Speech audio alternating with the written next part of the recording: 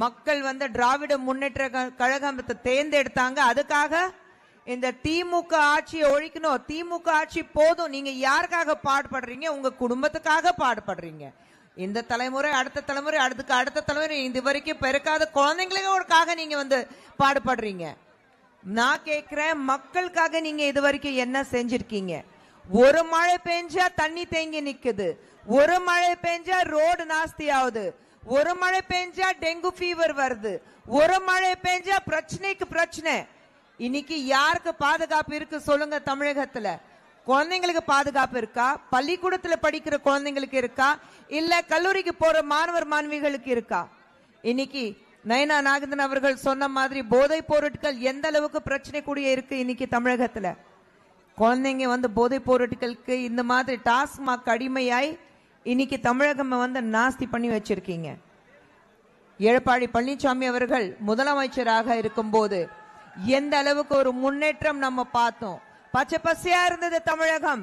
இன்னைக்கு எங்கே சுத்தி பார்த்தாலும் மீனவர்கள் இருக்கட்டும், இல்ல நம்ம விவசாயிங்க இருக்கட்டும், இல்ல சிறு தொழில் செய்யறவங்க இருக்கட்டும், நெசவாளர்கள் இருக்கட்டும், எல்லாரும் இன்னைக்கு கஷ்டத்துல இருக்காங்க. இன்னைக்கு பெண்கள் கஷ்டத்துல இருக்காங்க. நம்மளுடைய பிரதமர் நரேந்திர மோடி அவர்கள் பெண் முன்னேறணும், பெண்களுக்கு எல்லா முக்கியத்துவம் கொடுக்கணும்னு சொல்லி நீங்க இதுவரைக்கும் இந்தியாவிலே நம்ம பார்க்காத ஒவ்வொரு விஷயத்திலையும் பெண்கள் முன்னேறிட்டு இருக்காங்க. சிறு தொழில்கள், நீங்க மத்தவங்களுக்கு ஏன் வேலை செய்யணும், நீங்க உங்களுடைய தொழில் ஆரம்பிங்கன்னு சொல்லிட்டு எல்லாருக்கும் வசதி வாய்ப்புகள் பண்ணி கொடுத்திருக்கிறாங்க. லோன்ல இருந்து உங்களுக்கு என்ன தேவையோ அது எல்லா வசதிகள் உங்களுக்கு நாங்க கொண்டு வந்திருக்கோம். ஆனா தமிழகத்துல மட்டும் என்ன நடக்குது? தமிழகத்துல இருக்கிற கூட்டணி சொல்லும் போது நான் உனக்காக நீ எனக்காக, நான் உனக்காக சம்பாதிக்கிறேன் நீ எனக்காக சம்பாதிச்ச போதும், அந்த வகையில மட்டும்தான் வேலை நடக்குது. நான் கேட்கிறேன், இது வரைக்கும் மறுபடியும் அடுத்த வருடம் நாங்க ஆட்சிக்கு வந்துடும் ரொம்ப பேராசையோட தான் உட்கார்ந்துட்டு இருக்காங்க திமுக. ஆனா அவங்களுக்கு ஒரு நல்ல பாடம் புகட்டணும். அதுக்கான எல்லா வேலைகள் இன்னைக்கு பார்க்கணும். இன்னைக்கு நம்மளுடைய ஃபேத், நம்மளுடைய நம்பிக்கை, நம்ம மதம் எது இருந்தாலும் இன்னைக்கு நீங்க திருப்பூர் குன்றத்துல நீங்க உச்சமலையில தீபம் ஏத்த கூடாதுன்னு சொல்லியிருந்தீங்க. சுப்ரீம் கோர்ட் ஆர்டர் இருந்தும் நீங்க அது அனுமதிக்கல. இதுக்கப்புறம் ஜட்ஜ் சுவாமிநாதன் அவர்கள் உங்களுக்கு அனுமதிச்சதுக்கு அப்புறம் இன்னைக்கு இம்பீச்மெண்ட் அவருக்கு எதிராக நீங்க போட்டிருக்கீங்க. மறுபடியும் இன்னைக்கு பாத்தீங்கன்னா ஹை கோர்ட்ல இருந்து சுப்ரீம் கோர்ட்ல இருந்து எல்லா ஜட்ஜஸ் ஜஸ்டிஸ் சுவாமிநாதன் அவர்களுக்கு சப்போர்ட் பண்ணி கடிதம் எழுதியிருக்காங்க. ஆனா நீங்க உங்க குடும்பத்திலே இருக்கிற பெண்கள் கோயிலுக்கு போவாங்க, சாமி கும்பிடுவாங்க, வீட்டுல எல்லா பூஜை நடக்கும், எல்லா வசதிகள் நீங்க பண்ணி கொடுப்பீங்க. கோயிலுக்கு முன்னாடி நின்னுட்டு தலைக்கு ஒரு நல்ல பட்டைய போட்டுட்டு நல்ல மல்லிப்பூ வச்சுட்டு நல்லா கையில கழுத்துல கயிறல கட்டிட்டு நீங்க கோயில் முன்னாடி நின்னுட்டு கோபுரம் வாசல்ல நின்னுட்டு நீங்க பூஜை வைப்பீங்க, போட்டோ எடுப்பீங்க. அது மட்டும் நாங்க பார்த்துட்டு வேடிக்கை பார்க்கணுமா? ஆனா நாங்க எதுலயும் எங்களுக்கு நம்பிக்கை கிடையாது சொல்லிட்டு நாஸ்தின்னு சொல்லிட்டு நீங்க போயிட்டு எல்லா வேலையும் செய்வீங்க. ஆனா இங்க இருக்கிறது மக்கள் பூஜை செய்யக்கூடாது. இது எந்த விதத்திலே நியாயம்? மக்கள் நீங்க ஏமாத்திட்டு இருக்கீங்களா? ஏமாந்தது போதும். மக்கள் இனிமே ஏமாறதுக்கு தயாராக இல்ல. நான் கேக்குறேன், இது வரைக்கும் நீங்க தமிழகத்துல கடந்த 5 வருடத்துல என்ன செஞ்சிருக்கீங்க? என்ன தமிழகத்துல முன்னேற்றம் பார்த்திருக்குமா? திமுக ஆட்சிக்கு வந்தது இருந்து இது வரைக்கும் 65% பெண்களுக்கு எதிரான கொடுமைகள் அதிகமாயிருக்கு. 65% நினைச்சு பாருங்க. 1%, 2% கிடையாது, 65%. எங்கே போறது? தாய்மார்கள் எங்கே போவாங்க?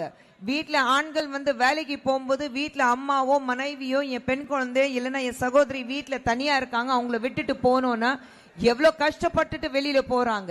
திரும்பி வீட்டுக்கு வந்தாக்கா அவங்க ஒழுங்கா இருக்காங்க, ஒரு போன் வந்தாக்கா பயந்துட்டு எடுக்கிறாங்க. எல்லாம் ஓகேயா, ஒன்னும் பிரச்சனை இல்லையா? தண்ணி கிடையாது, சுவாசிக்கிறதுக்கு நல்ல காத்து கிடையாது. உங்களுக்கு சுகாதார விஷயத்துல எதுவுமே பண்ணல நீங்க. நான் கேக்குறேன், எல்லா ரோடு செனட் ஆஃப் ரோடுக்கு போது அந்த ரோட்ல எங்கேயாவது குழி பார்த்திருக்கீங்களா? எல்லா ரோடு எங்க மந்திரிகள் வீட்டுக்கு போகுது அந்த ரோட்ல எங்கேயாவது தண்ணி தேங்கி நிக்கிறது பார்த்திருக்கீங்களா? அந்த ரோட்ல குப்பைகள் இருக்கிறது பார்த்திருக்கீங்களா? உங்க வீட்டுக்கு எந்த ரோடு போகுது அது மட்டும் சுத்தமா இருக்கணும், அது மட்டும் கரெக்டா இருக்கணும். அங்க கரண்ட் போகாது, அங்க குப்பை இருக்காது, அங்க 24 மணி நேரம் உங்களுக்கு பாதுகாப்பு இருக்கும். அப்போ உங்களுக்காக நீங்க ஆட்சிக்கு வந்தீங்களா இல்ல மக்களுக்காக நீங்க வந்தீங்களா? திமுக பொறுத்த வரைக்கும் நல்லா தெரியுது, நீங்க பண்றது வெறும் உங்களுக்காக. நீங்க உங்க குடும்பத்துல இருக்கிறவங்க, உங்க நண்பர்களுக்காக நீங்க ஆட்சி பிடிச்சிட்டு வந்திருக்கீங்க. போதும், இதுக்கப்புறம் நாங்க ஏமாறதுக்கு தயாரா இல்ல. வரும் தேர்தல்ல 2026 ஏப்ரல்ல நம்மளுடைய கூட்டணி, ஜனநாயக கூட்டணி நிச்சயமாக ஜெயிச்சிட்டு மக்களுக்கு ஒரு நல்ல ஆட்சி கொடுப்போம். கொடுப்பீங்களா இல்லையா? அடுத்த ஆட்சிக்கு வரப்போது யாரு? நீங்க ஒவ்வொரு இடத்துக்கு போகும்போது பெண்களுக்கு நீங்க முன்னாடி சொல்லணும். பெண்கள் கிட்ட, குழந்தைங்ககிட்ட, ஃபர்ஸ்ட் டைம் வோட்டர்ஸ் இருப்பாங்க, அவங்களுக்கு சொல்லணும்.